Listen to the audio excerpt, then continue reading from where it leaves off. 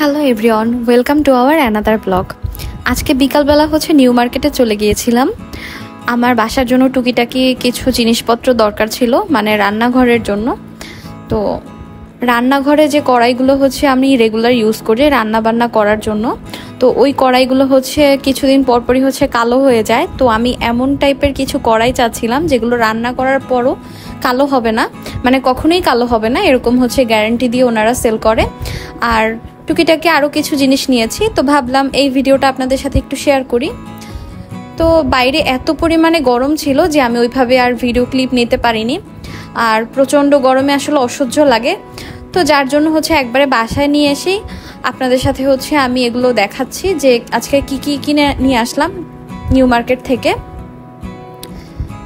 তো প্রতিবার আমরা যখনই কাউকে দাওয়াত দেই, তো আমাদের পোলাও বা মাংস যখন একটু বেশি রান্না করতে হয় তখন এরকম বড় ধরনের পাতিলের খুব দরকার হয়। তো বাসায় আমাদের দুইটা আছে, তো আর একটার দরকার ছিল, তো এর জন্য আজকে এটা কিনে নিয়ে এসেছি। আর এটার আলু শেফ ব্র্যান্ডের নাম। এটা নিয়ে আমরা খুব মজা করলাম, খুব হাসাহাসি করলাম।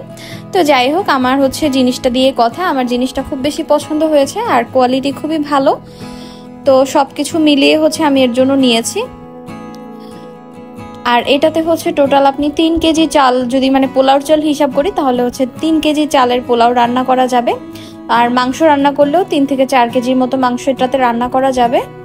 আর এটার দাম পড়েছে কিন্তু 2000 টাকা। আমরা অনেক দামাদামি করে তারপর উনি 2000-এ দিতে রাজি হয়েছে। প্রথমে 2800 বা 2900 এরকম চেয়েছিল। তো যাই হোক, নিউ মার্কেট থেকে কেনাকাটা করলে প্রথমেই মাথায় রাখতে হবে যে ওরা অনেক দাম বাড়িয়ে চায়, আপনাকে দামাদামি করে তারপর জিনিসটা কিনতে হবে। আর এটাতে কিন্তু ভেতরে যতই রান্না করেন না কেন কখনোই কালো হবে না, মানে এখন যেরকম দেখছেন এরকমই থাকবে। আর ঢাকনা সহ নিয়েছি একদম সেট। আমরা যেহেতু দুজন বাসায় থাকি, তো আমাদের ভাতের পাতিলটা খুবই ছোট, মানে দুজনের জন্য যথেষ্ট হয়ে যায়। কিন্তু যখন একটু বেশি মানুষজন আসে বা আমার শাশুড়ি মা বা বাইরে থেকে যখন কেউ আসে তখন আমাদের ভাতের পাতিলটা একটু ছোট হয়ে যায়। তো ভাবলাম যে একটা বড় টাইপের ভাতের পাতিলও নিতে হবে, তো এর জন্য আজকে এটা নিয়ে নিয়েছি। বাসাটা যেহেতু ছোট, তো আমি একটু বড় ধরনের পাতিলই নিয়েছি, যাতে বাইরে থেকে কেউ আসলে একবারে ভাতটা রান্না করলে হয়ে যায়। এরপরে আমি দুইটা কড়াই নিয়েছি। আর এই কড়াইগুলোর বিশেষত্ব এটাতে আপনি যতই রান্না করেন লোহার কড়াইয়ের মতো কখনোই ভেতরে কালো হবে না। তো আমি কিন্তু অনেক দিন ধরে এরকম কড়াই খুঁজতেছিলাম যেগুলোতে আমি রান্না করলেও ভেতরে কালো হবে না। আর রান্না করার সময় যেহেতু আমি টুকটাক ভিডিও আপনাদের সাথে শেয়ার করি বা রেসিপি শেয়ার করি, তো যার জন্য আমার এরকম কড়াইয়ের খুব দরকার ছিল। আর হ্যাঁ, ভাতের পাতিলের দামটা 400 টাকা নিয়েছে ঢাকনা সহ। আর এখানে আমি 2 সাইজের কড়াই নিয়েছি, একটা একটু ছোট সাইজের আর একটা একটু বড় সাইজের। তো এই দুইটা কড়াই দাম পড়েছে দুইটা একসাথে 2100 টাকা। এই টুকিটাকি জিনিসগুলোর মধ্যে আমার সব থেকে পছন্দের এই দুইটা কড়াই। এগুলো আমি রেগুলার ইউজের জন্য নিয়েছি।